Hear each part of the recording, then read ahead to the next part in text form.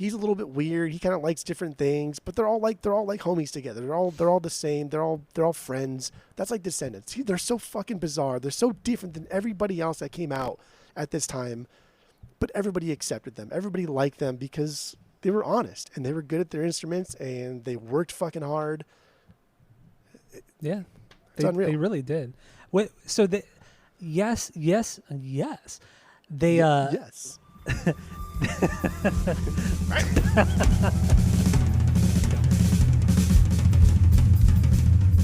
Welcome back to Asinine Radio, a weekly podcast where we talk about music, and, well, that's pretty much it. So, let's go!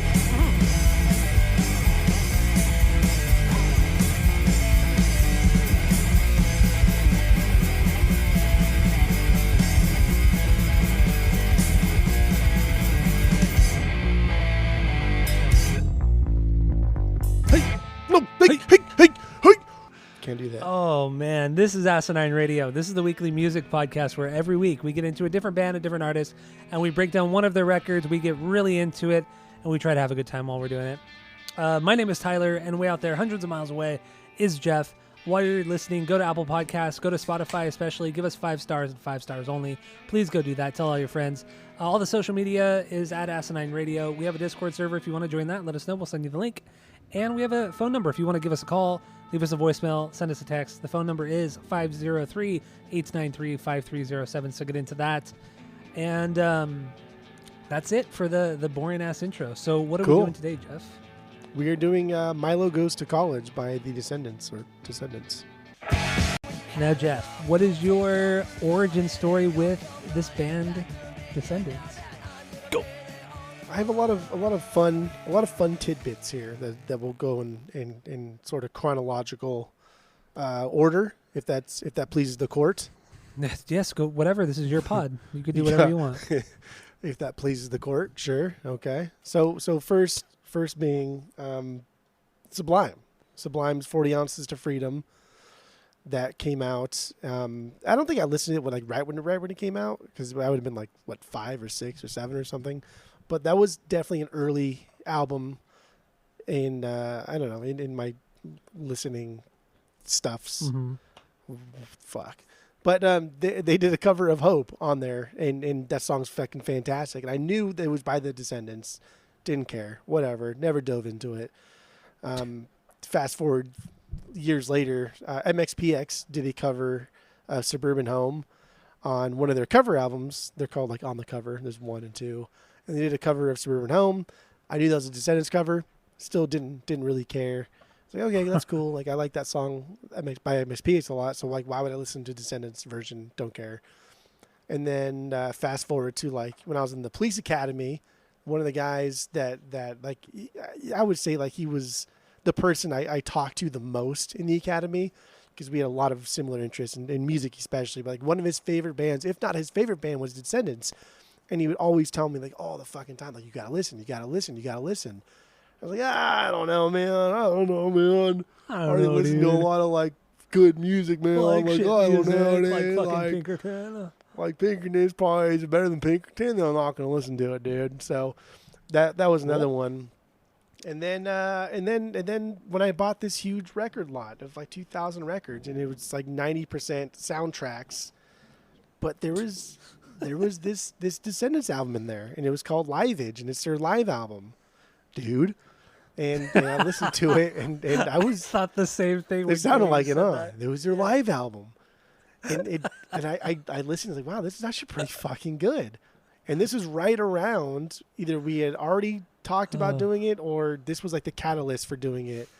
But at almost the same day that I got this, because I think I got all those records on a Thursday or something. The next day, over on jam night at the neighbor's house, the bass player that we jammed with, a friend of the pod, Phil, was talking about how great the Descendants bass player was. I was like, really? I don't know about that. I've never heard of him, therefore he's not good. And so he's like, no, dude, he's fucking really, really good. It's fantastic. And so then it just wow, I just so happened I got this live Descendants album. And so it all kind of came together really, really fast. And so then we decided to do it. And that's really it. Honestly, my origin story, my true origin story is weeks prior to us doing the album. Yeah, yeah. Truthfully. And this week was going to be like a throwaway week too, just something to get through really quickly because we actually had big plans for next week, like a really, really big plan for next week, but that ended up getting postponed. So this is really supposed to be a throwaway, but really it ended up was. being way cooler and way more exciting because, like you, my origin story is I didn't care about this band. I knew about them through other bands like Blink, through Sublime, like you said. I have always known about them, and anytime I've tried to go listen to them, I'm just like, I like the Sublime version better. I like the Blink version better. That's how it's always been. I've never cared to take a deeper dive. I don't know why, because so many bands cite them as like one of their favorite, the most inspirational bands. This is Fat Mike says Descendents is his favorite band of all time. Milo Goes to College is his favorite record of all time. You know, Blink have always said that Descendents are they're essentially a Descendents knockoff band. You know, and going through and listening to this, I can totally see it. I mean, you know, bands from, you know, Blink to the Vandals to Green Day to Guttermouth to fucking every band, a little bit of that band sounds like the Descendents. It's amazing. It's amazing. But the first time I actually really sat down and listened to any Descendents song was after Plus 44 covered Christmas Vacation. I think it was 2006 or 2007, and I sat down and I listened to the Descendants version, and I just was like, just brushed it off like nothing, like I didn't care. Because I didn't care. That song's not that great. That's wrong. It's not. But yeah, so I never went back until honestly this week. Really, this week was when I actually listened to Milo Goes to College in its entirety, and I fucking loved it. And if you want to hear how we feel about all the other records, go listen to the rankings episode because that was a good one. But yeah, that's my origin story. I just didn't care until this week at all. Yeah. Yeah. Oh boy. Okay, so let's start here. Do we have any stinkers? No, there are no stinkers on this album. I agree. And I think honestly, every song on this album is a banger, and I didn't want to list fucking 15 bangers because that's just too much work for me. So Yeah, I did my top 3, and then I had high B's, mid B's, and then low B's. That's what I Okay, you're did. changing it up a little bit. Because I don't want to fucking rank, like go back and then delete. No, this is for sure better than this one. That's just too much time. I don't want to do. Because I truly, Yeah. every single song on this album, I think is fantastic in some way. I agree with you. I have 8 B's on here. The rest are great, but they're kind of, they're not filler. They're just, they Right. mesh in with other songs. It's still a fantastic record, and the songs are great. Well, But, list off your non B's, and then we can just get those out of the way, or I can tear your head off. You can for scream being at so me? wrong. Yeah. My non-B's. I Want to Be a Bear. Okay. Is that okay with you? That's a high B. Okay. So we don't need to talk about that. What else do we have? M16. Okay. That's a mid tier B. It's a mid-tier B. I'm Not a Punk. That's a low B. Okay. What else we got here? Statue of Liberty. Statue of Liberty's a low B. Okay, we're surprisingly on the same level. But you're getting down to my top 3s are I think in the bottom tier here. On the bottom. All right, Marriage. Fucking stupid. That's my 2B. Are you serious? Is it really? Oh, Marriage? yeah. I mean, to me, this what? is. Did you listen to the fucking song? I did. Do you want to get into this right now, or what do you want to do? Before I get too angry. So yeah, Marriage is my 2. Yeah, This go. song is so fucking good. The way the song drops into the verses is my favorite part of this entire album. Like that part alone is my favorite. I think it's fucking fantastic. It goes from just kind of like lightheartedness to just straight jam, just straight rock. It is amazing. It is heavy. It is aggressive. It jumps right in there, and I love it. Banger of a song. See, I thought this is more of a straightforward punk song for them.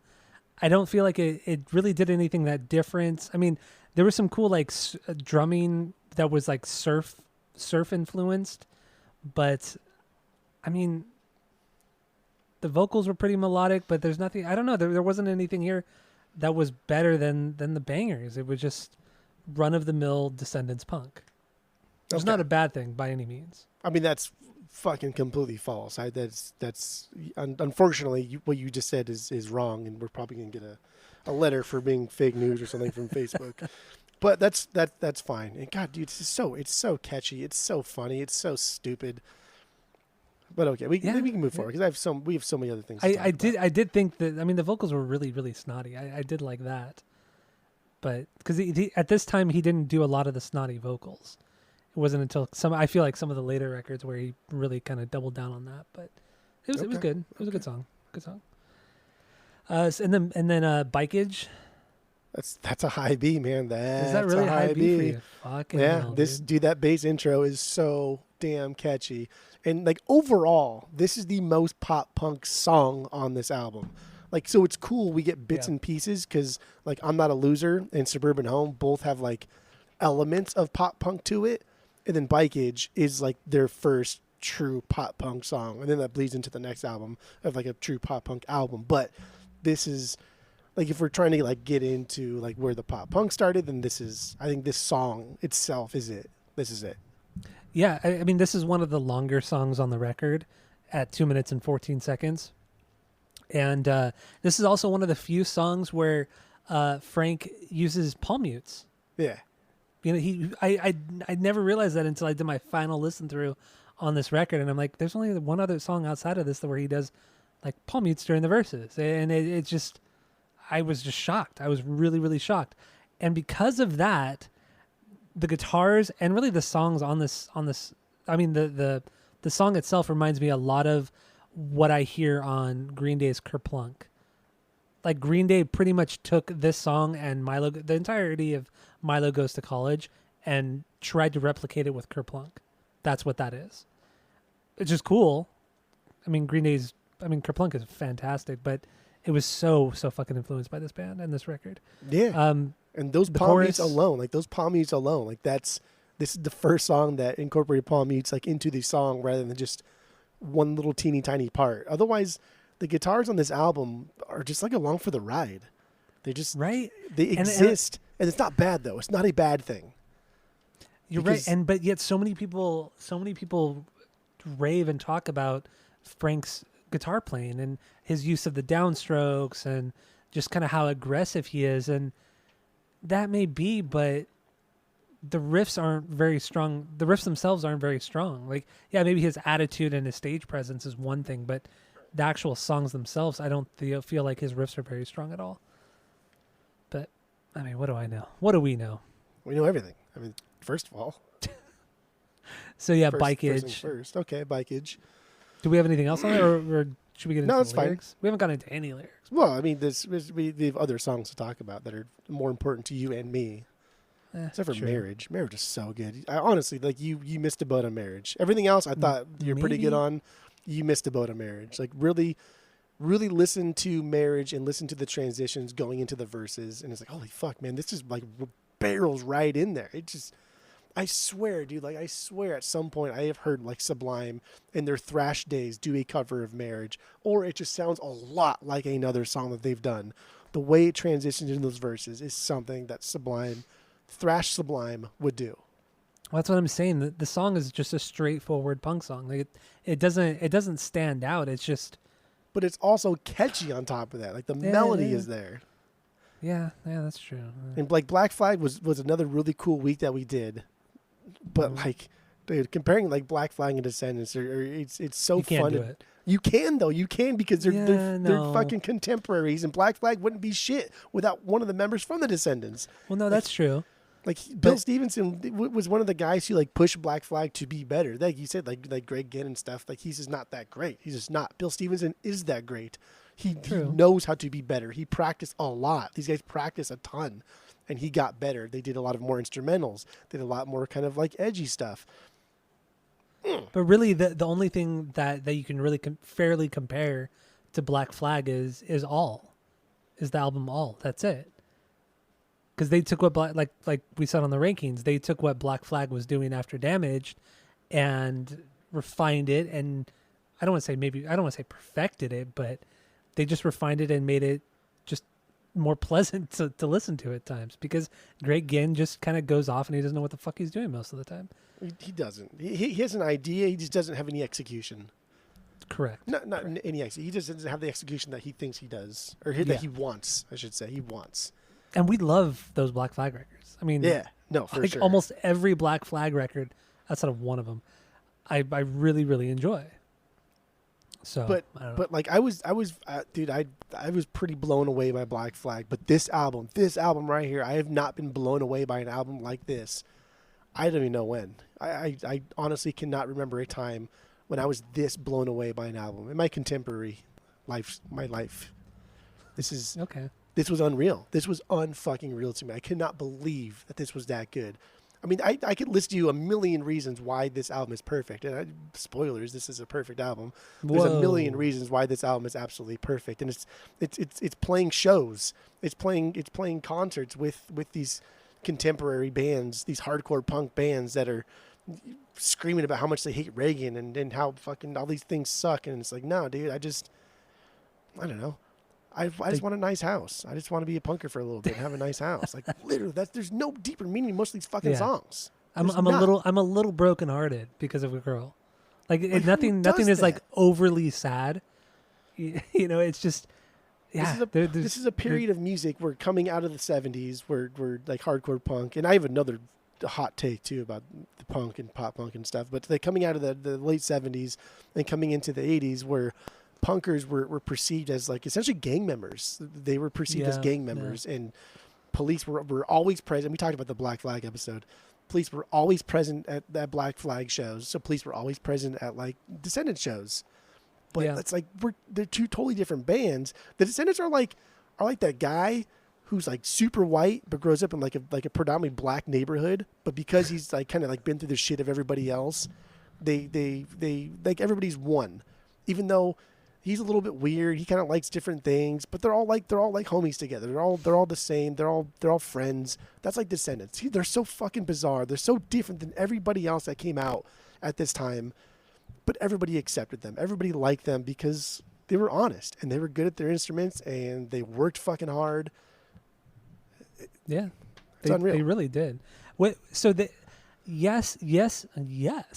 They yes.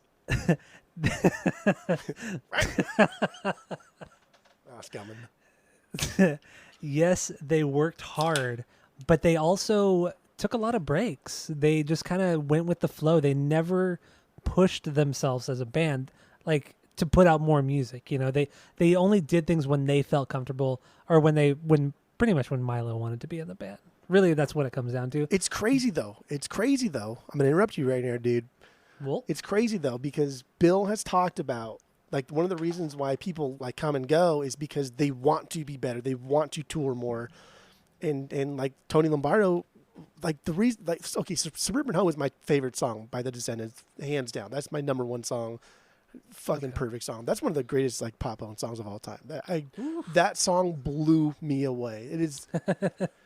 God, I honestly got chills. I could not fucking believe how good that song was. But that song was written by Tony Lombardo, and the song's about him wanting just like a home. He just wants to be like a square and buy a house and like have kids. But like, there's no deeper meaning to that. That's what he really wanted. He didn't want to be like a punk rocker. He didn't want to do these things. He had fun doing it. Granted, he's a lot older than they were, like 15, 20 years older than they were. But like that's what he wanted to do. His goal in life. He became like a mailman. That's for what I was just several gonna years. say. He was a mailman until he retired in 2005. Yeah, all he wanted that was just his career. Suburban Home was reality. Like this is a band that are just they're fucking real, dude. Like they're talking about stuff that is true. Yeah, okay, fuck Reagan. Every other fucking band says fuck Reagan. All these bands from the 80s say fuck Reagan. Who gives a shit? Who fucking cares? But when you're on stage in front of a bunch of skinhead punkers and you say like, oh, a marriage, and talk about like how I want to get married or how you want to fucking, I don't know, buy a suburban house, like that takes some balls, right? Anybody can get fucking jacked like Henry Rollins and shit talk the crowd or be a Mark Atkins and spit on people. But like, I don't know, man, it takes some real gall to be true, to be honestly true. Because like, who the fuck doesn't want have stability, financial stability in their life? If you don't want, then you're silly. That's just silly boy talk. I totally agree. Fucking Totally silly agree. boy talk. I love the honesty of it, and it also reminds me of that kind of mentality reminds me of 90s Vandals, 90s and 2000 and up to until modern Vandals. Like they just kind of do it for fun. They're not there to make a statement. They're not there to just blow up and be the super famous band. They're just doing it to hang out and have a fucking blast doing it. And That's all it's for. That's the biggest difference between any band ever and the Descendents, except for the Vandals. Because even NoFX has become this conglomerate, and they've done it for a long time, but they've tried to hide it. Cool, I get it. You have your own label. That's money under the table. But like the Vandals are just like truly in it for fun. And I don't always get that from NoFX. I get like the party aspect, the drugs aspect, the drinking aspect, but I don't get like they're having a lot of fun. But I do always get that no matter the release. I have always gotten that from the Vandals. And after like 3 albums deep of the Descendents, I was like, holy fuck, man. This is the Vandals. Like this is Oh, totally.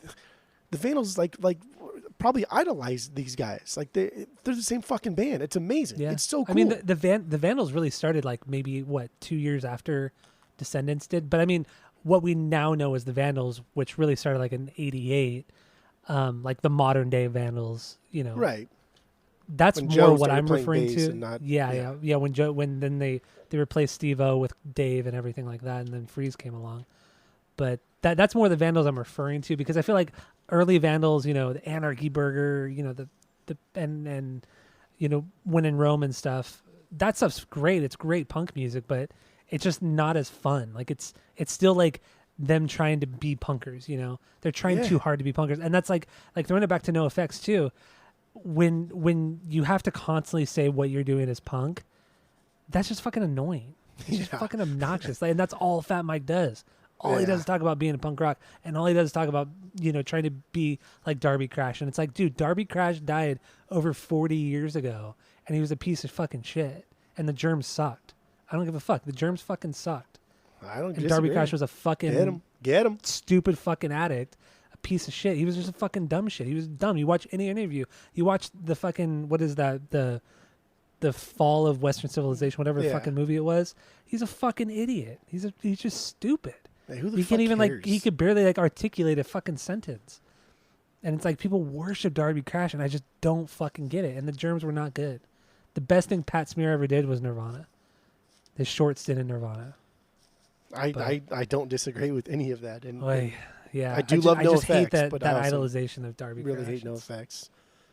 Going back to the Vandals, though, the Vandals for a long time I thought were just like the perfect band in the sense that they never took music that seriously. They did it as a hobby, not as a job. The Vandals music, but even though it was like a job, but up until this week, up until Descendants. Yeah, and wow. with the Vandals, they're like every member, really Warren and Josh are amazing musicians, like really, really great fucking musicians, and you can't really make that argument with most punk bands. Yeah. So I don't know. I mean, let's get into the Vandals the whole episode. Fuck the. We could. Dude, oof, oof. Let's just get into Josh Freeze. That's it. What song were we just talking about? We were talking about. Well, we were finishing up with not Marriage. What song were we finishing up with?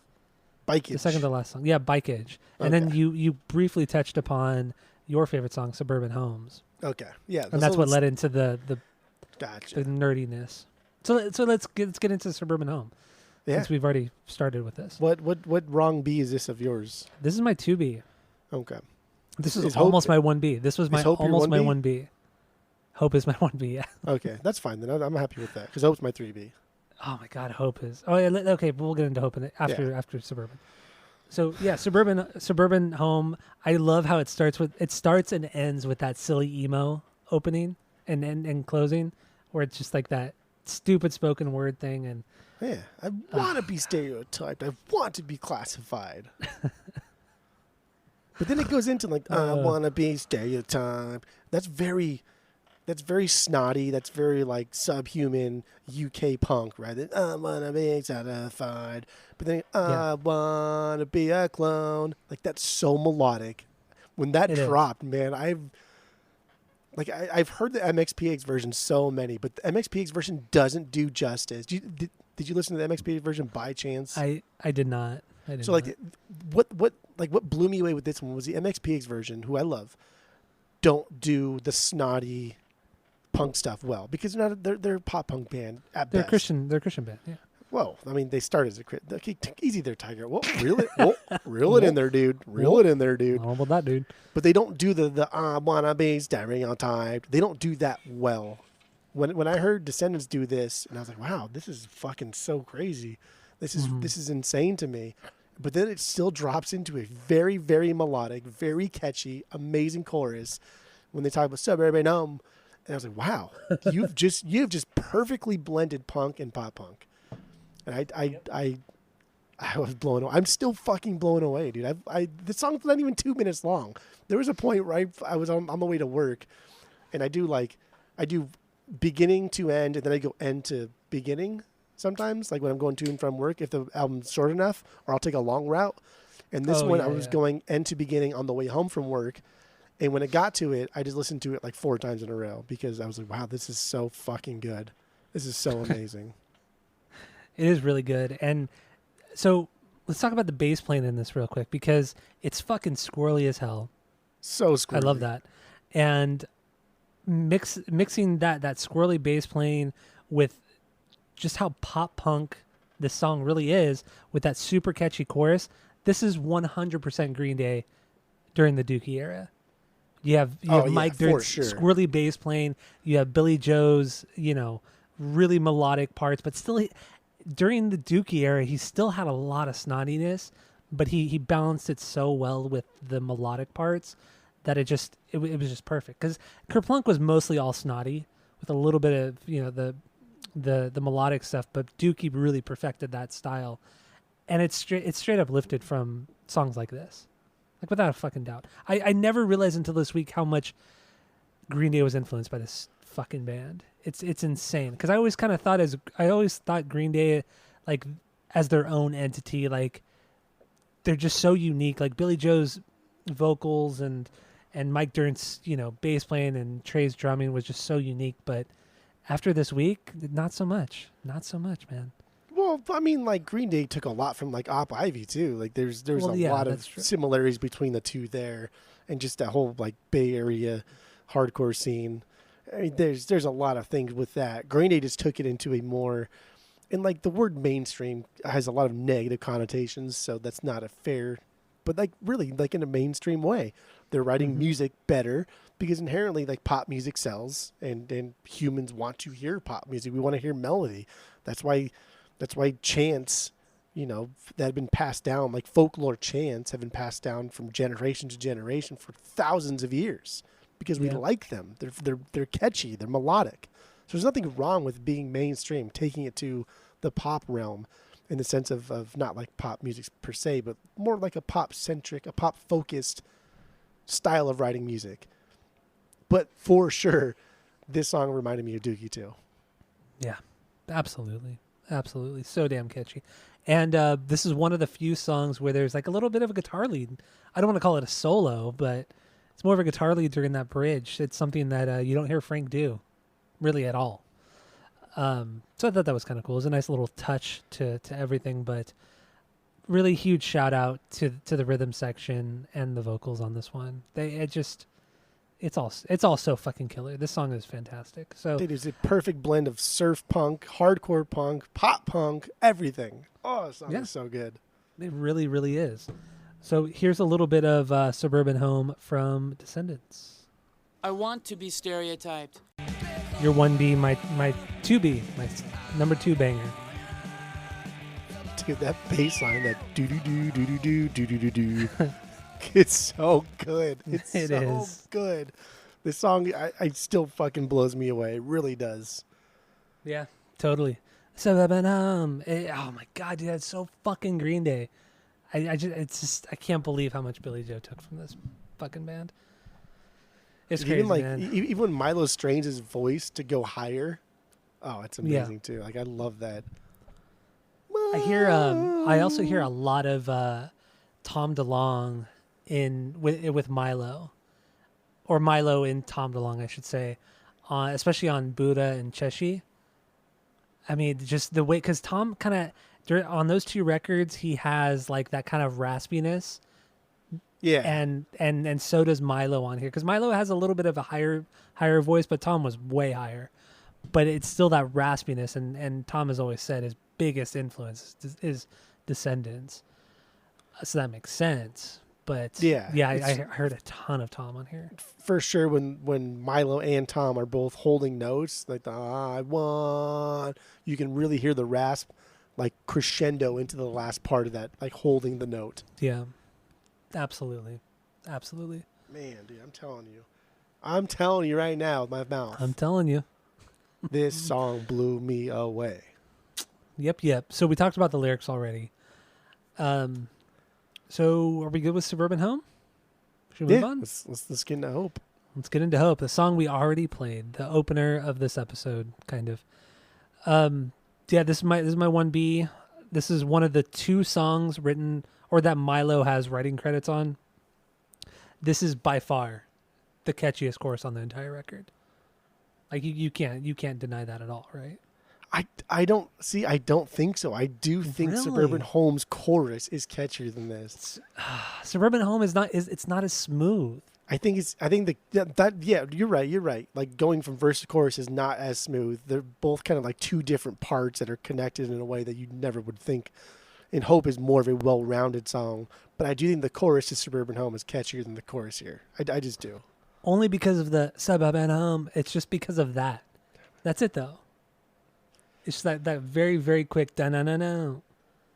Because it sounds almost like an ending to a song, like the closing of a song. The da-na-na, da-na-na-na. It's just, oh man. The way MXPX that close their is so song good. too is funny too. They keep doing that. Suburban Home, don't. Yeah. For like a minute they do that. It's really funny. But then Hope, the chorus. But wait, I can't even try to sing it the way he does. I know But a day will come. I know someday I'll be I'll the be the only one. one. Oh my god, dude, that is so. It's so cool, man. It's so fucking cool for a band, their first record where everything is just the snotty punk music, to come out with something so melodic and catchy and fucking fantastic. It's just I don't know why it's you hate this impressive that and this is my 3B. This is fucking you hate it. fantastic. So you hate it.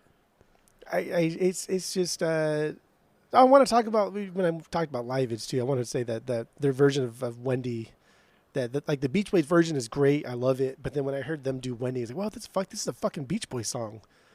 And then I went back and listened to the Beach Boys version, and I mean, my God, I love the Beach Boys. I love the Beach Boys. I know. Well, I don't know why, but yeah, you do. Descendents' version of Wendy, it blows it out of the water. Descendents' version of Wendy is so goddamn good. It's so good. But yeah, I just want to throw that out there. Okay. No, this song is absolutely fantastic. This is a perfect song. What do you want from me here? Well, what I think is interesting about the song is that nobody outside of that vocal melody in the chorus, nobody shines, which is great, which is totally fine. But everybody is super in sync with one another. Everything like Lombardo, Tony. He's not doing anything squirrely. He's not doing anything crazy, which he does a lot on this record. He's just kind of playing along to the melody. The guitar is playing the exact same. They're playing note for note, which is kind of nice because nobody's going off, and it just makes for a very simple, good, catchy song. The drums aren't doing any crazy fills, nothing like that. Everything transitions and moves along really, really well and really, really smoothly. Something that no other song on this record does. There's so definitely, that's what I appreciate about this song. There's already a ton of nostalgia with this song, just because Sublime did it, and I'm just so familiar with that version. So like listening to this, I was like, wow, this is still really fucking cool. Not honestly, one is not better than the other. I don't think Sublime's version is better, but I also don't think Descendants' version is better because I love Sublime so much. But this is a great song. The chorus is like my favorite part because the guitar just rings out the notes there in the chorus.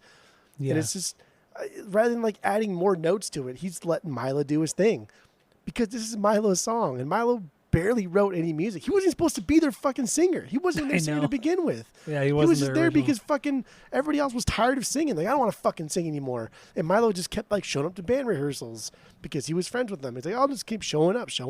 Their first EP, he's not even on it.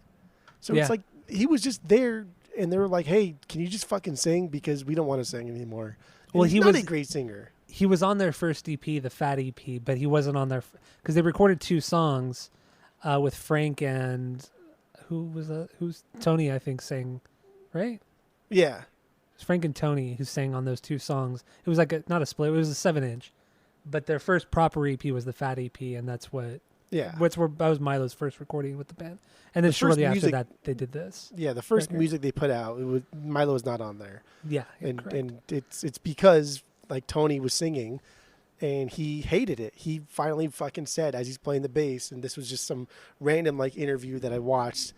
It was like a Zoom call actually of Bill and Milo doing it with each other like a couple of years ago, and Milo was like, yeah, dude, I just kept showing him to these rehearsals because I liked that EP. I liked those 2 songs that they released. I liked those as they were cool. And so then I just kept coming along with them, and they allowed me into the rehearsal studio. And finally, Tony was playing, and they were jamming, and Tony's like, I'm fucking done with this. Milo, fucking sing. Like, he was mad. Like, he was really pissed off. He's like, Milo, you fucking sing. And so Milo's like, okay. But, like, knowing that he doesn't want to do this as a career. Like, none of these guys really wanted to do this as a career. And that's just, like, what really boggles my mind is just they don't all like none of them thought they wanted to do this as a career. So therefore, like, why are you doing it? None of them did it. Outside of like Bill Stevenson, none of them did. But he didn't want to do it either because Bill like talks about even today like like it would be cool to do like what he wanted to do was put together this like Coltrane-esque like jam band of just a bunch of musicians just doing instrumentals, and he was like, yeah, I know that would never fucking happen, and that's why that process of weeding out with Black Flag was so fun for him, and a lot of the stuff that they did on All was so fun for him. But then that's what led him to open up a recording studio and therefore start producing records for other people to make ends meet, to make money. Yeah, because Bill produced like most of the Descendents records and all of the All records, if I'm not mistaken, right? Yes, all records. I think he 1 or 2 Black Flag records, all Descendents. And then he produced a Minute Flag one too that I brought up. Oh yeah, okay. Last one. But also like a bunch of other fucking like dude, so many goddamn albums the dude has produced. So, I only listened to the first All. I ended up only listening to the first All record this week, and I really liked it, but I'm curious if any of the All records have like instrumental songs similar to the process of weeding out from Black Flag, kind of like a more like jammy kind of thing. Do you know, or how far did you only got 2 albums or 3 albums into All? I don't like him that much, to be honest. I like that song that I said the oh yeah, I can't even fucking remember what the song was. It's like their most popular song. Yeah, I forgot now too. But I don't know. They're fine, and I think the what do you call it? Like the theme of the band is fun. I think that's cool. That's kind of cute. Yeah. Right. Yeah. Like all the your broken up Descendants essentially. So that's fun. I don't know. I don't like that. Every Punk-O-Rama that we've heard, I don't like the All song that's on it. It's never bad though. But it's never bad. Honestly, it's never great.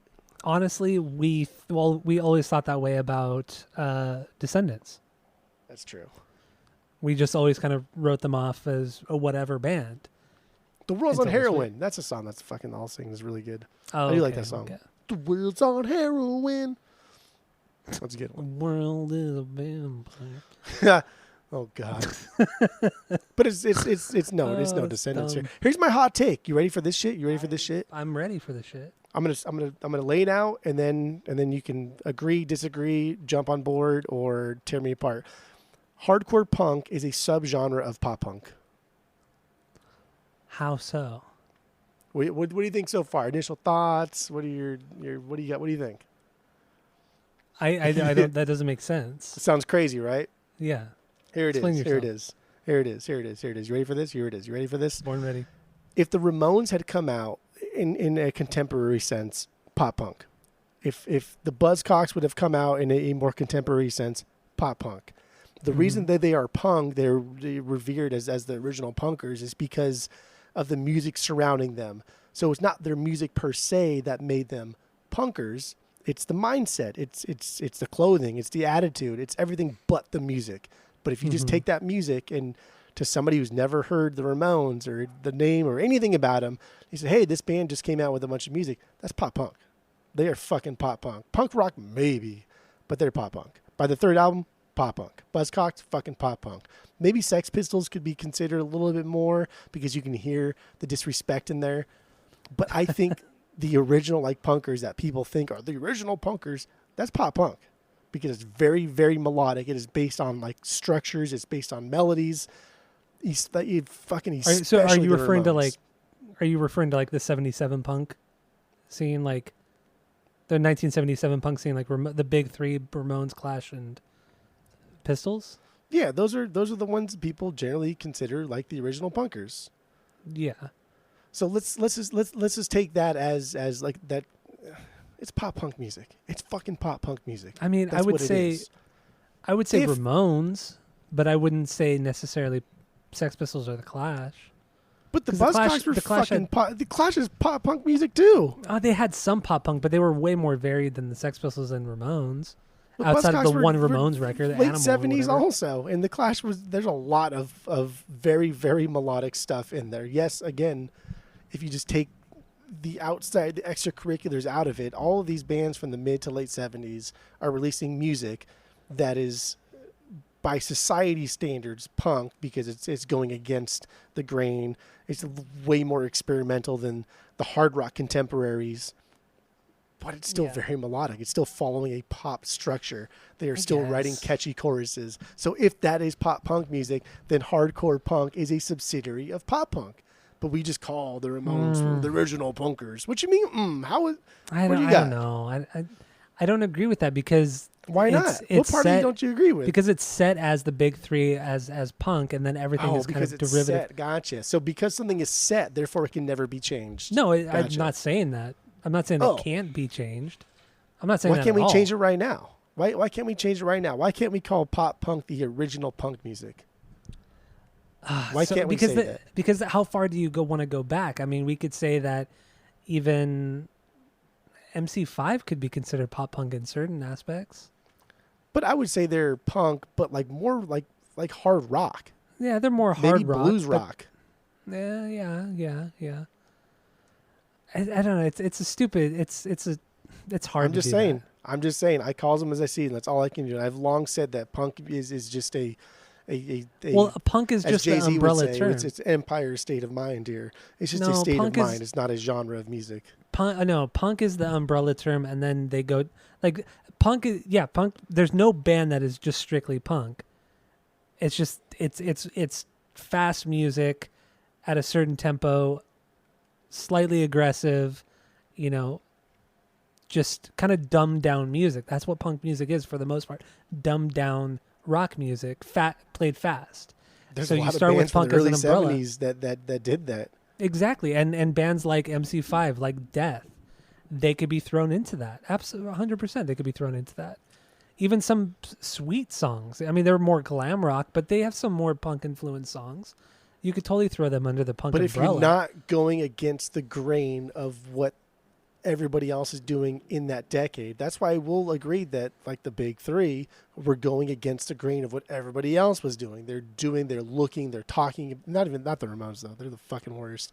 All their songs Pistols are the stupid worst. Love songs. No, the Pistols Ramones are the worst. Ramones are dumb, dude. Pistols. Dude, the Pistols are a product about? of their environment. The Ramones are stupid. I'm fucking sick and tired of the goddamn Ramones. I'm just fucking tired. Pistols of are way worse. They wrote pop music. They wrote pop music about pop topics. They're a fucking joke. They just That's put true. They jackets did. on They and did. pants on. Fuck them. The Pistols are at least. The Pistols are even more phony. What do you call that thing? Phony. What do you call that thing suck. with your hands? It's like a puppet on the bottom, and the hands have the X on the top. It's like a wooden X, and it's like strings. Well, if you stop fucking talking, a marionette. Oh, you do know what a marionette is. The Pistols are marionettes of Mr. McLaren. It's not their fault. They're Why are you terrible. acting like I was playing dumb about it? I did Because you why are do playing think- fucking dumb about it. If you Oh just my listened God, for dude. 2 seconds, you would know what a marionette is. Everybody knows what a marionette is, except for me. You in that didn't know what a 2 marionette seconds. was. I was gonna go with the NSYNC round. Remember the NSYNC video when they're all like puppets? What? That would have been so stupid. I'm telling you, hardcore punk is a subsidiary of pop punk. Pop I punk was don't around agree. before hardcore punk. No. Do you think pop punk was around before hardcore punk? I would say. No, that's a tough one. See now you're getting now you're just scared. Because- you're shaking because- in no, your because boots what I'm saying- because 'cause- like your cool hardcore fucking punk No, music. I would was, say- I would yes, say is maybe a subsidiary hardcore- of pop punk. I would say hardcore punk was possibly before because of bands like Death and MC5. MC5 are closer to hardcore punk than pop punk. No, false. One Okay, million let's go back degrees. to Death then. Let's go back to Death. They were more hardcore punk than they were pop punk. We just and they barely were- got they into death. Act like, but come still- on, we but can't still- even get into that. But still- I have not got into them as much as You MC5. haven't, but I have. MC5 is for sure closer to hard rock, blues rock than they are like But hardcore it's still punk. That's just But silly it's still boy talk. closer to hardcore punk. That's not. I don't care. Blues rock and hard rock have nothing to do with this conversation. Or this does. part of the If we're conversation, or this pigeonholing part of the if we're conversation. pigeonholing them into a genre of music that is either not This is- established or that is well established. But okay, so Don't in be the mad end, that all your favorite little fucking hardcore punk bands are subsidiaries of pop punk. That's all I'm saying. But I don't care. And categorizing all these Just fucking saying. stupid bands into these stupid categories Just is saying, so baby. fucking dumb. It's Just so saying, baby dumb. boy. Regardless, hardcore I punk just- generally I is like- I better like- than I pop like punk. I like seeing all these little punkers that act like their fucking music is like the God's like green gift to the earth that's green also. That's the greatest thing ever. What are you but, like, fuck really are you talking about? including you, because you think like you're this punker guy, but like really you're just an offshoot of pop music. A shitty though? offshoot at most Am of the I? time, yeah. Or do are, you just think that absolutely. you're cooler than everybody by saying that? No, I've only you know. discovered this week. Like this week really made me like, holy shit! Like fucking hardcore music, Death by Stereo would not exist if it wasn't for pop punk. All your favorite bands would not exist if it wasn't for pop punk. And yeah, that is kind of giving credit to the Ramones because I'm calling them pop punk. Okay. Choke it. Oh, man. You should choke on those fucking dumb words you just spewed out. All right. What did we hope? What do we have lyrically on this song? Well, Ain't that way. What? This is Milo's writing, so he's just writing about some flame that he had in high school. Flamey. That's cool. I know. Yeah. That's- It's pretty basic. But fucking dope. This is stuff that we'll see later on. And like, how cool is it that, again, I love bringing this up because it was such a hot topic of hardcore punk music in this era of trying to be as hard and edgy as possible and trying to be as machismo as possible. And this guy's fucking talking about his heart's broken. In high Dope. school. Dope. Yep. Get off your fucking high horse. All right. So then, what is your? Oh, your 2B was. What was your 2B? 2B was marriage that you Oh, yeah, hated for marriage. whatever reasons. So then my two or no what? Wait, my You'd 2B. be your 4B. Oh yeah. no, so your 3B. Your 3B. Yeah, my 3B was Suburban Home. What was your And 2B? your 3 my 2B was oh my god, what the fuck song You said was your it? 2B was Suburban Home. We haven't gotten your 3B. Oh yeah, yet. yeah. Okay, my 2B is Suburban. Yeah, you're right. Do you even know your B's? Oh my god. Do you know your I did A's and not, B's? I did not color code my my notes very well this week. No tabs? Yes, with tabs. Oh shit. Your 3B's probably, hopefully my age. Yes, Or yes, parents. yes. No. My 3B is my age. The Opening track, opener, baby. the opening track. Where does this one sit for Sick you? fucking it. That's just a high B. I now just have B's Just a high in B? general. Yeah, it's a high B.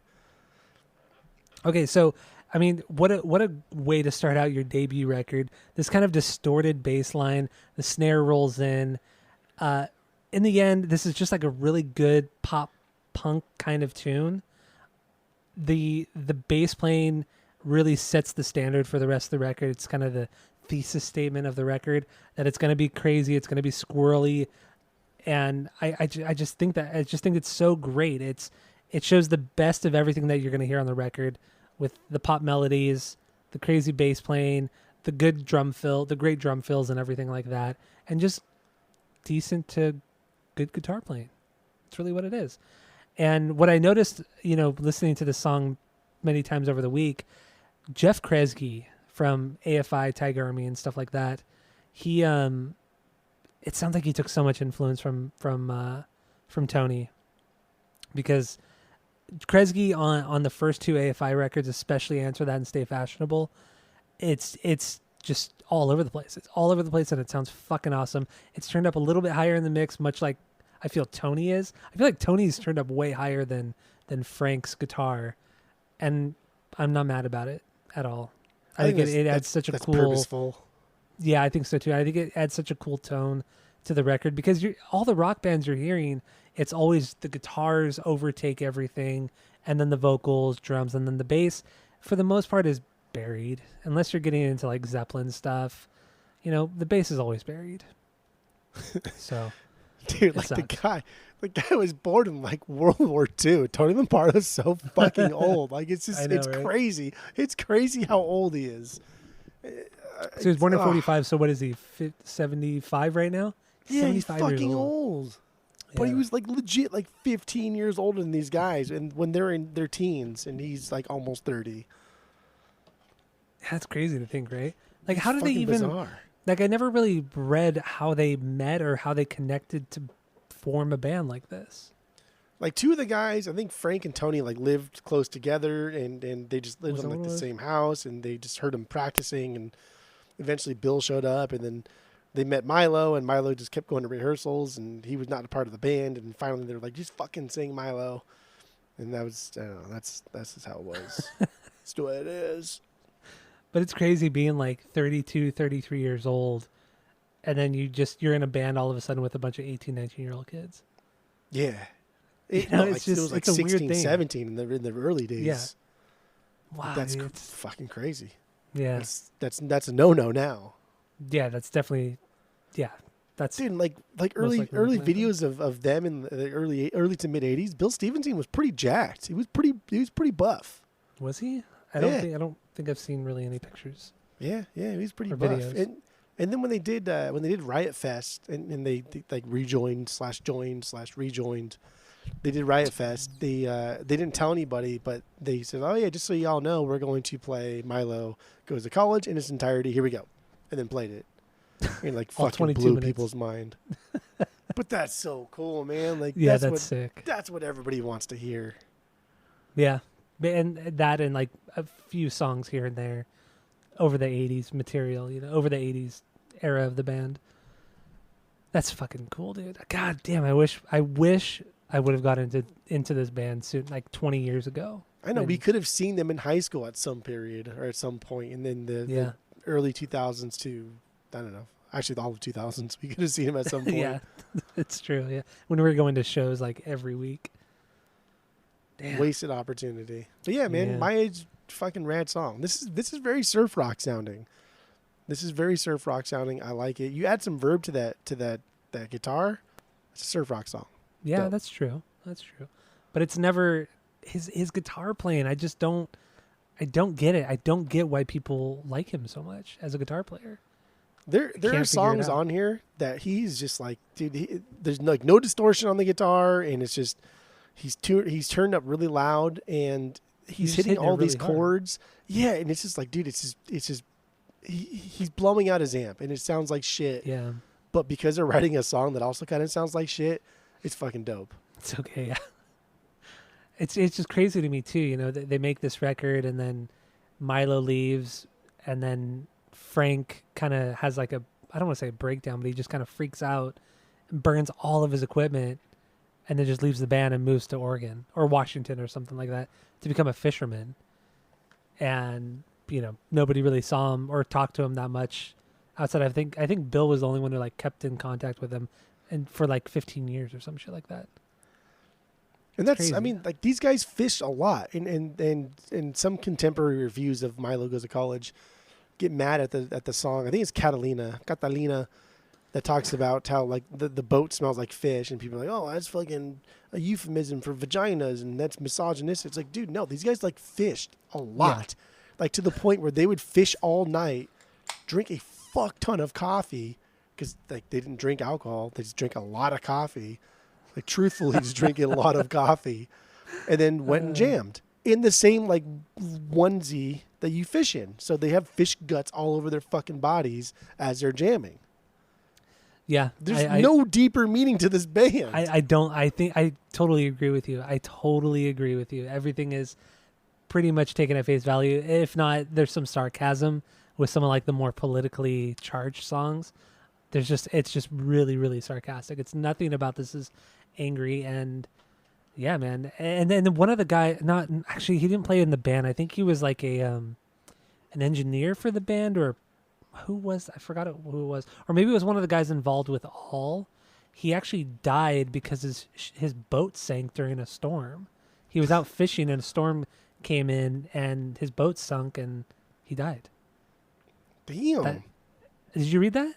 No. Yeah, I think it had to do with, I think it was in like the early 90s or late 80s.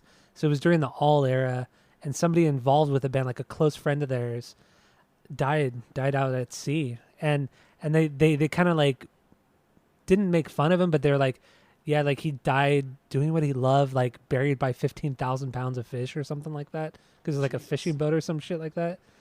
So I don't know. That's one way to go out. Yeah, it is. Yeah, it is. So my Edge is my 3B. So let's kind of talk about real quick about the what is it, the suffix, the edge, like the my edge, the bike edge. Is this really a thing? I mean, we're obviously from Southern California. I didn't really understand this kind of slang. We do it sometimes. We Do add we? these stupid, not just like specifically AAG, but like dudage. Like we Yeah, that's say things true. like that. Yeah. And for sure, it holds true because we didn't really listen to Descendants, but we still did it. We still added things after. But we still grew up in word. the scene. We still grew up in the scene, and you know, So I just either don't remember this Either being they a, started being a it thing. or any. I don't know, but like yes, you add things to that after, not specifically edge, but like obviously there's all these other surfer there's other phrases. things. Yeah. But like do you like dudage? Like I don't know. Well, that Yeah. was just a guy's nickname. A guy that we knew, that was his nickname. Oh, that's what my uncle would always call me. Oh, really? Yeah, before high school. Oh, okay. And I just that was just one other. I've heard other people say dudage and I this is just- some tunage, bro. Like I don't know. I don't remember. I've never heard it outside It's of very. the guy from school. We went It's to school very. with him. And they called him It's dude. very Pauly Shore sounding. It's very like Pauly Shore. Oh, who yeah. was so goddamn funny in his heyday, but very Pauly Shore sounding. That's something like would be there. Like Listening some tunage, bruh. or the Leaning Tower of Chisa. Using Tower Chisa. Yeah. Oh man, that Polly Shore is something else. Something else. Oh Yeah, boy. I don't know. It's cool. It's funny. Their live album is called Liveage. That's funny. I do like that. It's just like nothing is taken seriously, and this band Nothing at itself all. is not taken seriously because it takes so many fucking breaks. Yeah, and then also let's talk real quick about the character Milo. I mean, Milo wanted to literally go to college, so they kind of as a sarcastic, like funny thing to do. They wrote like what did the band wrote something kind of sarcastic, like Milo's this album's dedicated to Milo because he's going to college, or they said something stupid like that, and they only signed off as the 3 remaining band members. Yeah. And then the caricature of Milo was created by a friend of theirs from high school who used to make fun of Milo for being such a nerd. So we'd always like draw these like stupid characters of him, and they used those kind of original caricatures of Milo for this record, along with pretty much every record they put out since. And honestly, like as far as brands go, like the Descendents are not that successful of a band. They're nowhere near like the Misfit status or like the Offspring, who have a brand, who have a logo, or the Rolling Stones. They're nowhere fucking near these massive enterprises.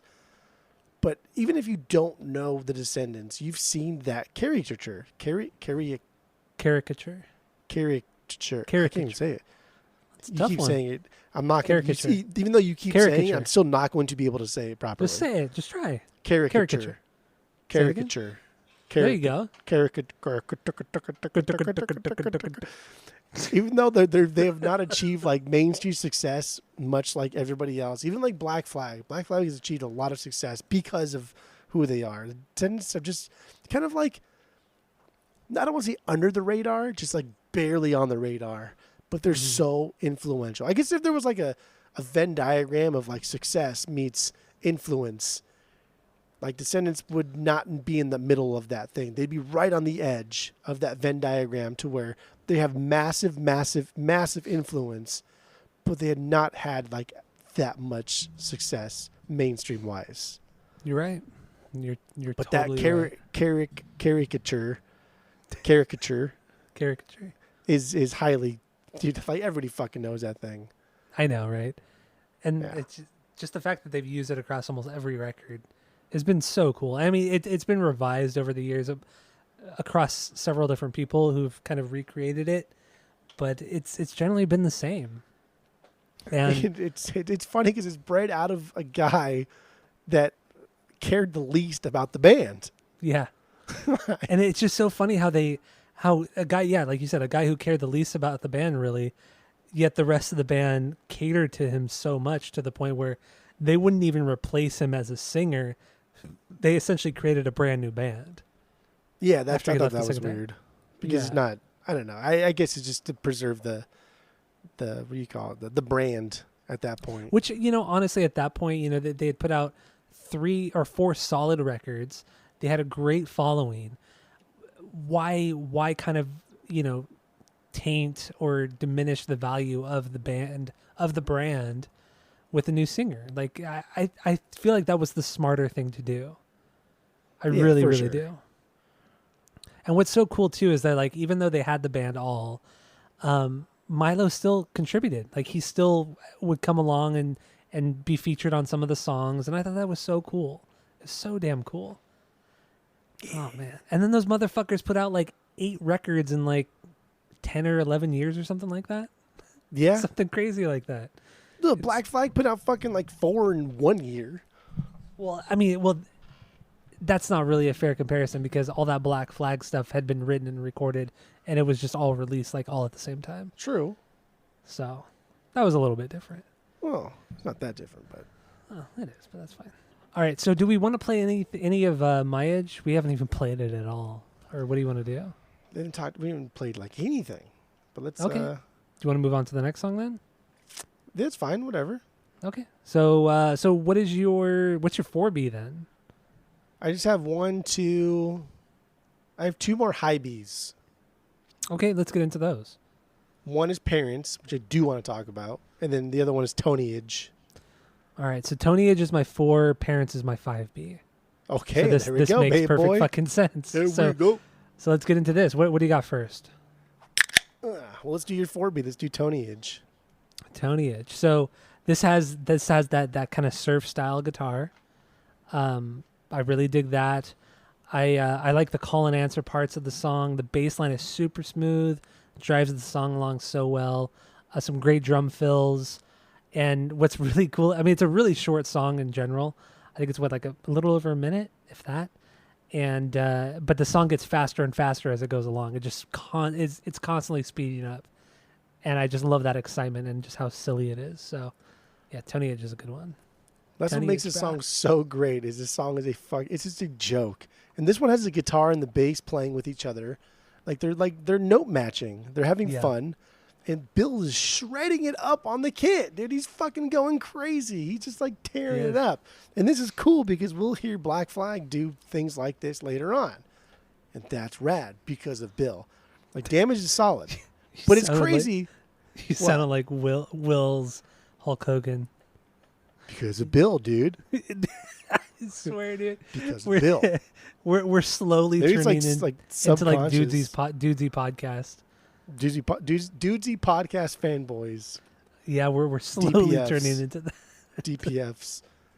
And it's funny because Bill's like biggest influence in his early days was Robo. Like, that was his biggest drumming influence, was the way he drummed. He thought it was fucking great. And then I guess Bill would start using like bigger toms, bigger drum kits, a lot of cymbals. And then he would like put pillows not just in the bass drum like everybody does, but in the toms to get a more def sound on the drum kit. Yeah. He'd be taping like fucking, they said they used to tape wallets to the snare so they can get a more def sound, tape wallets to the toms to get a more deafening sound. So there's a lot of cool stuff that like Bill was doing that piggybacked off of Robo from Black Flag, but then making it like his own style. And I think that is unreal. That is so underrated for a drummer. I think Bill Stevenson is one of the greatest punk drummers of all time. After this whole week, unfucking believable. The stuff he was doing, complex wise, just songwriting wise. My God, dude! Like, the songs he wrote for Descendents and Black Flag are so good. I agree with you. I feel like he's super, super underrated, much like Tony Lombardo is too as a bass player. He's really underrated. Like, he's the Jeff Kresge of this era, because Kresge, you know, he did those first 2 AFI records. Tony Lombardo did the first 2 Descendents records, and then they're kind of forgotten about, you know. My only knock to Tony is that he was old, so we had a lot of time to like craft his craft. Whereas these guys are coming in super young and doing it kind of just stumbling into it. Whereas Tony had time to like hone that craft. Yeah, that's my only knock. Still fucking great though. Still so good. And still better than a lot of fucking punk bass players today. No, you're totally right. Totally right. Oh boy.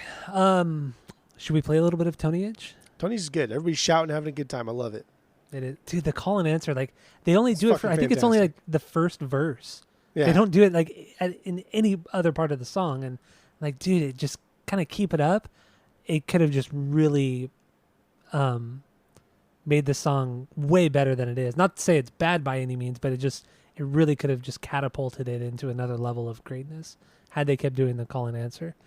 But yeah, so here we go. Here's a little bit of Tonyage from Descendants.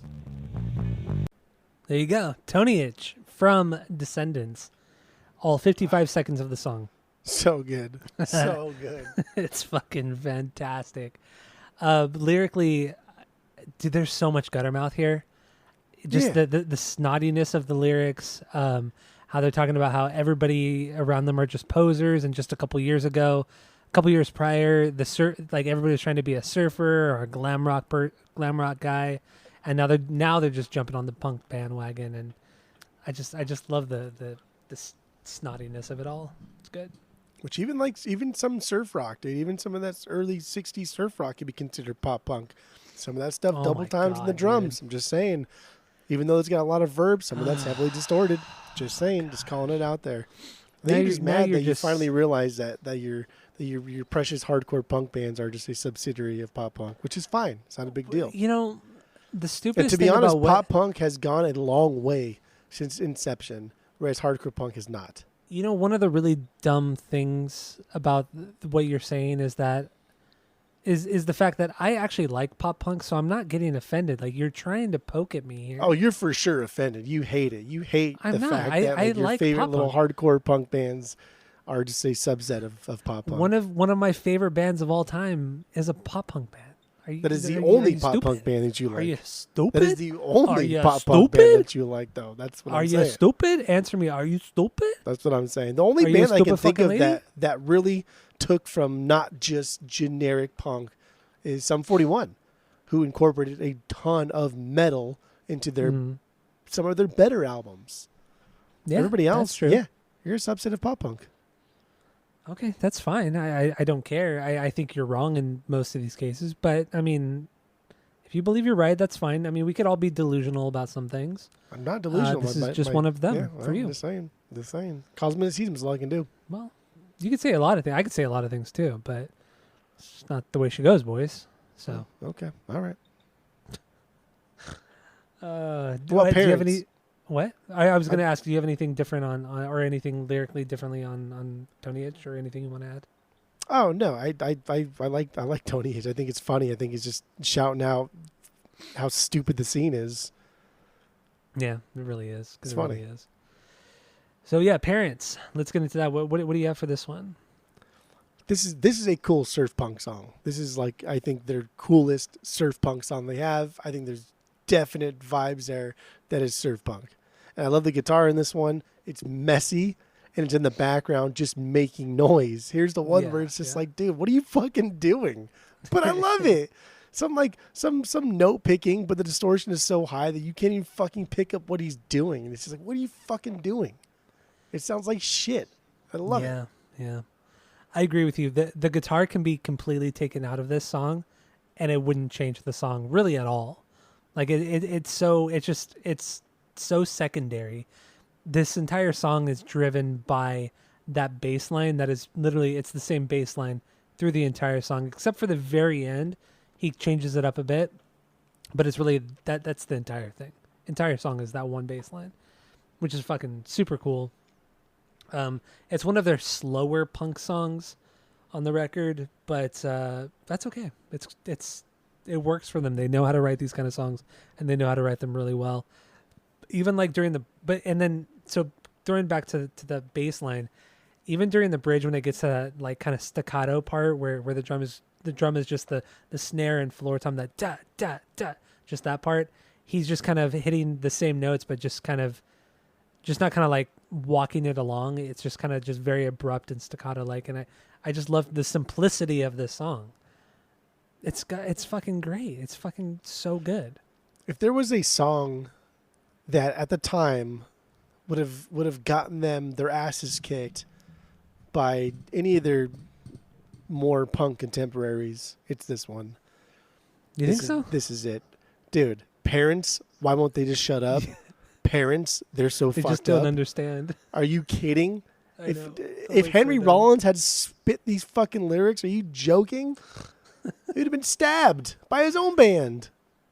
But this is another example of like, the Vandals. This is much like the Vandals, it's where they're just kind of doing this just to be idiots and just to be funny. I feel like they wrote the lyrics to this song and several songs on this record just to be funny and just to kind of make themselves laugh, to poke fun at the punk community for taking the scene so seriously. So they write something as ridiculous as this. I'm not as convinced. Much like the Vandals. I don't think there's a more meta explanation other than they're really just mad at their parents. And I don't think it was like, oh, we should shake the punk scene up.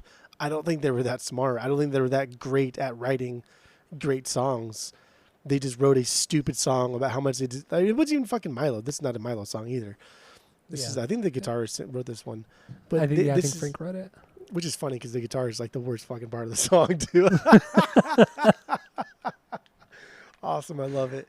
But yeah, Frank did write this song. Yeah. I don't think like there was a more meta way of writing music for these guys. I think they literally just wrote a song how much they hate their parents, and it's so childish. And I don't think they thought, let's shake up the punk world. Let's shake up what everybody else is doing. It's just they wrote a dumb song that just happened to be, I don't know, fucking endearing enough for the punkers. Again, I go back to like the guy that's growing up out of place in whatever scenario you want to throw out. It could be just any walk of life, growing up in a vastly different walk of life, but because they grew up together, they're in the same scene, they have the same end goals. Everybody accepts that outsider as one of their own. Descendents were the outsider in the punk scene. No one has ever shit talked the Descendents ever. No, even in the early days. Like Henry Rollins has never done it. No one. Everyone's always just paid like mad respect to Descendents because of what they did, and they have no idea what they even did. I think no idea. I think the reason why nobody ever says anything bad about them, because one, the songs are great, the music's great, but also they seem like very genuine, nice people. but they also have that sarcasm, that childish humor, and I feel like a lot of people like that. That's why nobody ever talks shit about the Vandals, or they rarely talk shit about the Vandals. True. It's much the same thing. They have never taken themselves seriously, and they're there to have fun, and Descendents are the same way. And because neither band blew up, they're not going to be criticized for selling out like Blink. Like Blink are kind of the same way, but Blink blew up and have sold 50 million records, and they've put out some bad records like 9. But so a lot of people make fun of them for that reason. But yeah, because Descendants and Vandals never achieved that success, they're still respected within the music community, honestly, not just the punk scene, but the music community. And it's cool too because they've learned to adapt. Like when they played Riot Fest, all of their homophobic lyrics, Milo changed the lyrics and didn't say the same thing, which it's cool that you still play those songs because you still did those songs at a certain point in your life, and those songs are still pretty fucking good. But that's also cool that you can acknowledge that like time has moved on. And if you don't like adapt with the times, then you're going to be left behind and become like a relic. But it's cool that they can incorporate old fans with middle fans and new fans and become something just bigger. It's just something better than your traditional hardcore punk that is just crusty and fucking gross. And also, with that example, it doesn't seem like something that was forced. Like it was something that they did because of pressure from the festival or anything. Yeah, it seemed like a very genuine thing, and I like that. Like everything about this band seems so genuine and sincere, and I love that's one of the things I find so endearing about the band is how genuine they are, or how they seem at least. And going parents. but then you get into a record like Enjoy, which is just straight up just shit we would have done. Yeah, shit we would have done, going into a studio at 19 years old, Just if we have like X amount of dollars to go waste in a studio, that's the kind of shit we would do. Fuck, when I was I will say this. When I was like 10 or 11 years old, when Home Alone 2 came out, or right after Home Alone 2 came out, you used to be able to buy like the old Talk Boys. Remember that? You put a cassette in, you can record in it. Yeah. I kid you not. My friend John and I, that's all we would do. We had a cassette tape, and we would just fart into this Talk Boy and record ourselves farting onto a cassette tape. That's literally what we fucking did. Because it's so fucking funny. It is fucking hilarious. And even, not only that, when we used to do Three Bubs Spit Game, that old video game podcast we had, there was one episode where all of us kept farting into the microphone. And we're fucking 30-year-old men. And we're farting into microphones. Stupid. It is so fucking dumb, but it's hilarious. One of the lyrics from Enjoy was like, "Sniff my ass while I pass gas." Like just the alliteration there is funny on its own, but it's like there's no hiding it. There's no hiding the immaturity there. And, you're absolutely right. And that's not so like that's their third album, all right. So they've already enjoyed like a lot of success in the underground scene. They're already highly respected in the underground scene. They're already making waves, right? Milo came out, their second album dropped. They had that bonus Fat that came out, and then Enjoy hits, and it's almost like a 180. They're going backwards in time. They're doing things they should have done in their first album. Like that's how much. This band does not give a shit about anything except having fun. Yeah. And I do like how, reading more about like the touring and everything like that, once they reached a point where like, touring really kind of sucks. We don't want to do it anymore. They just stopped doing it. They didn't play shows for years until Milo wanted to come back, and then they all reconvened. And then at that point, they had gained more of a following so that they could tour more comfortably and everything like that. But it's like when they don't want to do something, they just don't do it. They don't care. Just straight up don't do it. Yeah. They don't torture themselves. It seems like it. God, what a laid back, cool band. Really. It's so rad. Great band. Mm-hmm. So do we have any other songs we want to talk about? Everything else is like a mid or low B for me. Still good. Love them. Yeah. But nothing like crazy important I really want to get into. No. Yeah, I don't have too much. Actually, there is one song I want to touch upon really quick just because of the lyrics. So, Kabuki Girl, this is actually my 8B, but I like this song a lot because of the lyrics.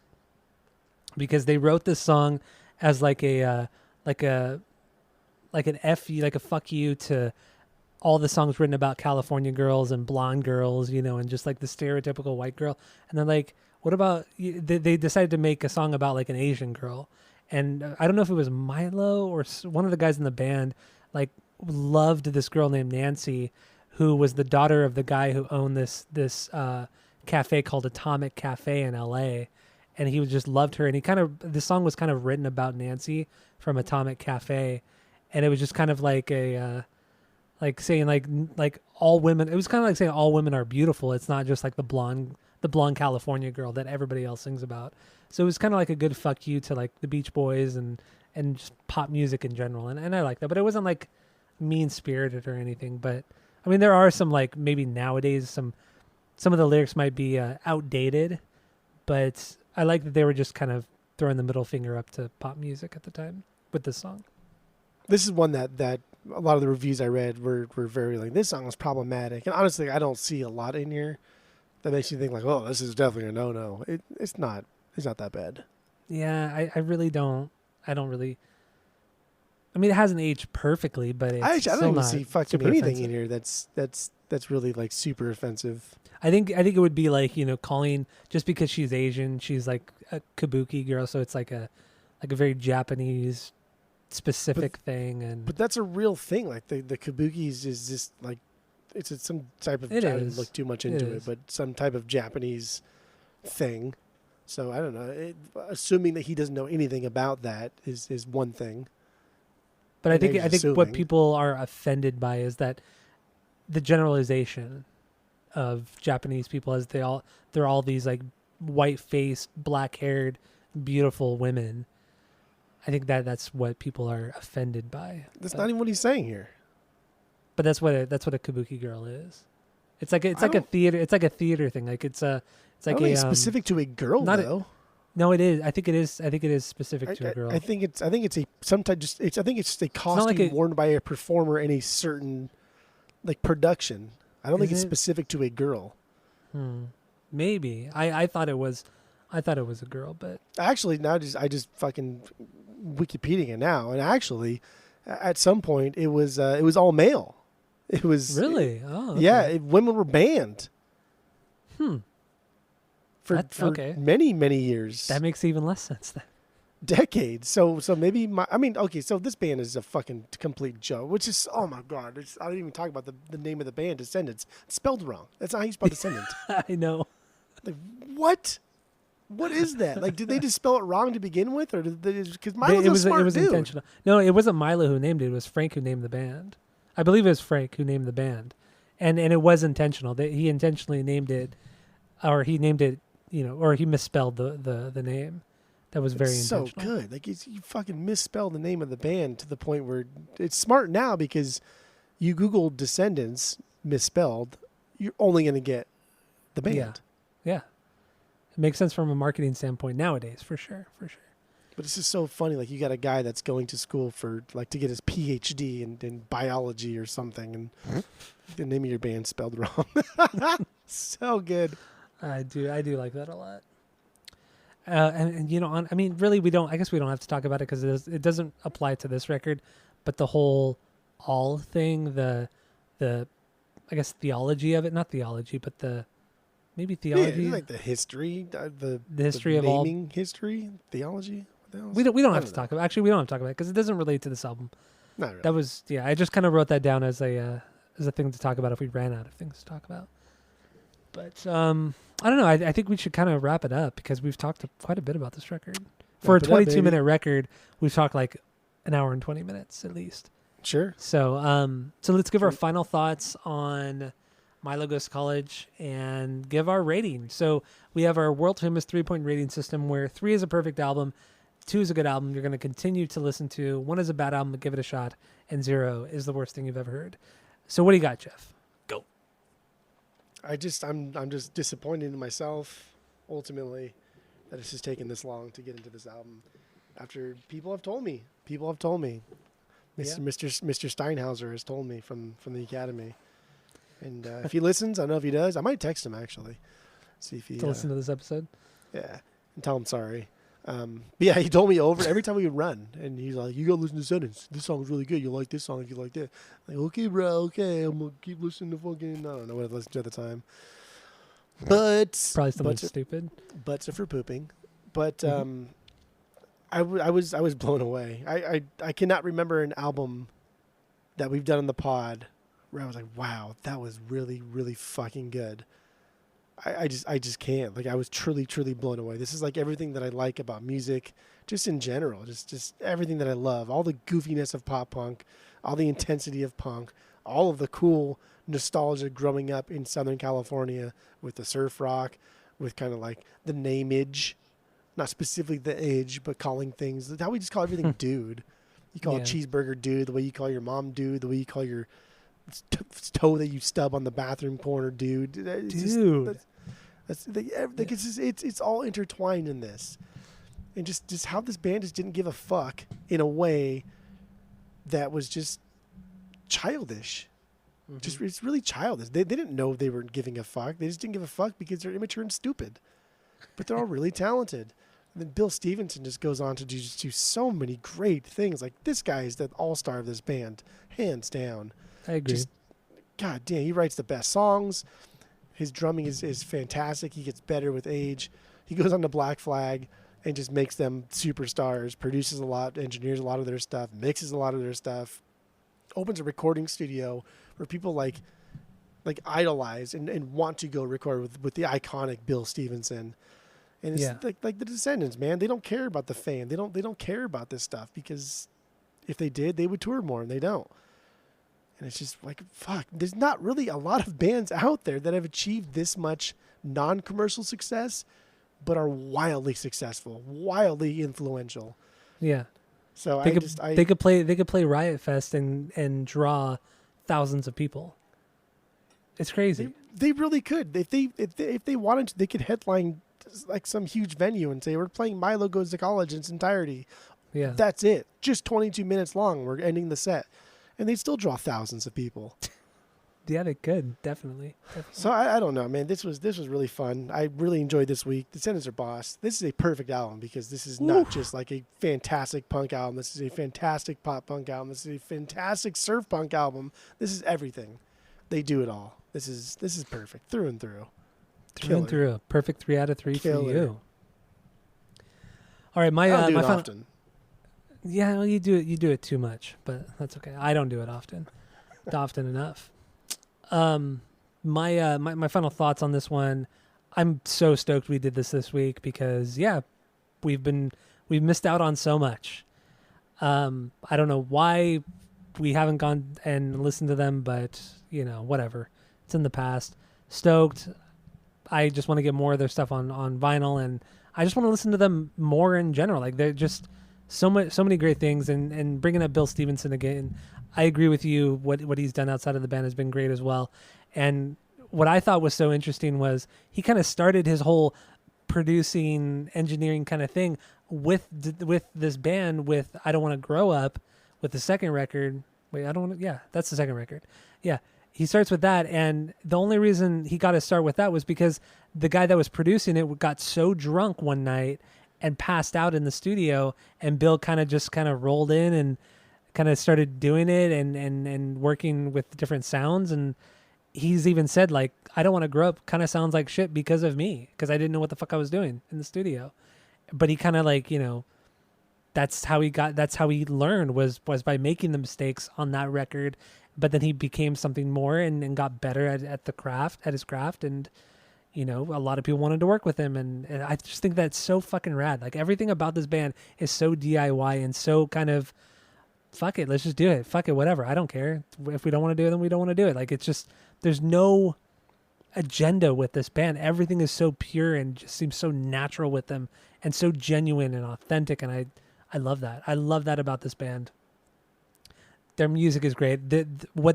How they've influenced other bands has truly blown me away this week. And has given me so much respect for the band, but then also even more respect for the other bands that were influenced by them, by like Blink and Green Day. Like they didn't rip this band off. They took, like, it was the right amount of influence that they took from Descendents, and I absolutely respect these bands more for doing so. Like everybody has done it so respectively, and I love them for it, and I love this band. I think this band's fucking awesome. So Milo Goes to College, perfect 3 out of 3. Gina. I don't do that often, throwing out perfect 3s, but yeah, it's a perfect 3 out of 3. Dude, the amount of stuff the amount of stuff Bill Stevens has produced, it's insane. Just As You Lay Dying, he's produced an album by them. Fucking Bad Vibrations, Day to Remember, he's produced. No Effects, he's produced. It's just, like the dude, God, man, the guy's just, he's a perfect great punk producer. He's fantastic. And completely underrated, like we've said. Yeah. So, do we have anything else on Descendants right now, real quick? No, that's it. That's all. We're good. All right. Well, thank you all for listening. Go to Spotify, Apple Podcasts, give us 5 stars. 5 stars only. Tell all your friends, because we are the best podcast ever. And, we're consistent. We do this every fucking week, unlike most podcasts. So, that's it. That's all.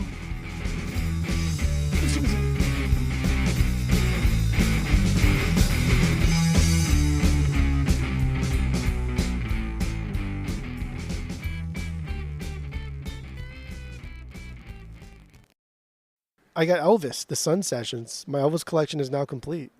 Because, that's all you need were the Sun Sessions. That's all anybody needs. This is it. This is all I want. And I really do like this. I really think this is really damn good. And the song I chose, Heartbreaker, he's still doing like the like that thing that he does, but it's not quite as annoying as he will do it later on. And the musicians he's got playing for him here, they're all like really, really fantastic. Bill Black, the double bass player that plays here, fucking phenomenal bass player. And just these songs are very 50s. They're very, like swoon, baby, like love me, woo me. They're nice. They're cool. They are. He sings a little bit higher too during the Sun Session, so it's not as croony as he becomes, and is pretty annoying. But the Sun Sessions are really the only thing I would want on vinyl. Where did you get this? Where did I get this? Oh, I got it free from Desi. It was in one of the piles that he gives me. It's like, oh, fuck yeah. Give me one. Okay. All right. I'll do that. I do want to do Elvis in the Pod one day, though. All of these I really enjoyed. Like, I had a lot of fun with. The next two, I don't think I would buy on the vinyl, just because, like, why would I reach for this when I can reach for this? So, but like this next one, I had a lot of fun with, and that's hypercaphium spazonate. Yeah, I don't know what the fuck that even means, but I don't know what fucking quail is. I don't know what the so good. I mean, I would just kind of be repeating what you already said, because I agree with you wholeheartedly. Beat up. So what is your number 3? The album. What are you laughing about? I guess that's so stupid, that chorus, and the guys repeat up. So stupid. I honestly, I probably say that every day. Like something will remind me of it, and I'll go repeat up. I'll say it like Robert, like a bad Robert De Niro. Repeat up, repeat up. Or like Will Sasso doing Robert De Niro. It's like our impression of Will Sasso doing Robert. An impression of Will Sasso doing an impression of Robert De Niro. Yeah. Doing an impression of Ian McKay. Gotcha. So good. Oh yeah. Okay. So my third favorite. All of these I want on the vinyls. He's a little bit weird. He kind of likes different things, but they're all like homies together. They're all the same. They're all friends. That's like Descendants. They're so fucking bizarre. They're so different than everybody else that came out at this time, but everybody accepted them. Everybody liked them because they were honest and they were good at their instruments and they worked fucking hard. Yeah, it's unreal. They really did. So they, yes. They yes.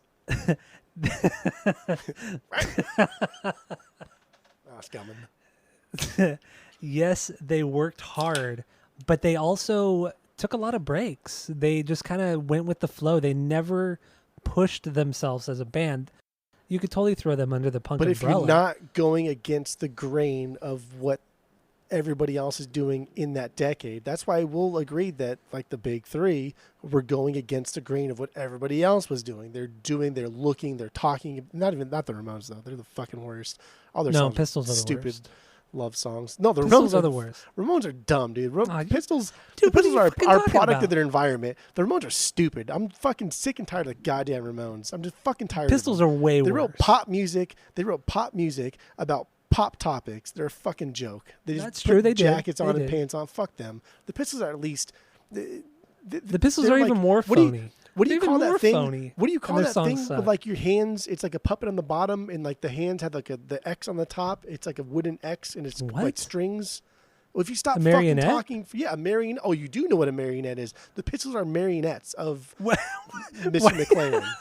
It's not their fault. They're Why are terrible. you acting like I was playing dumb about it? I did. Because why you're do you playing think- fucking dumb about it. If you Oh just my listen God, for dude. 2 seconds, you would know what a marionette is. Everybody knows what a marionette is, except for me. You in that didn't know what a 2 marionette seconds.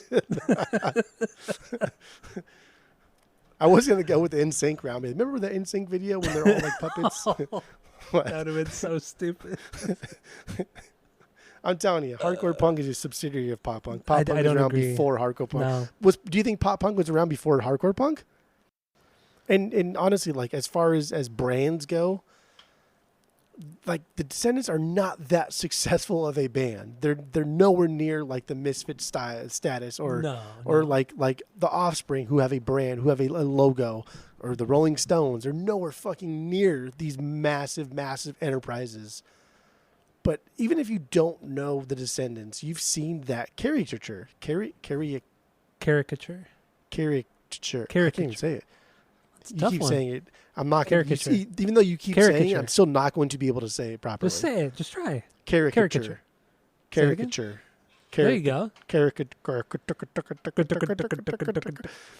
Even though they have not achieved like mainstream success, much like everybody else, even like Black Flag has achieved a lot of success because of who they are. The Descendants are just kind of like, I don't want to say under the radar, just like barely on the radar.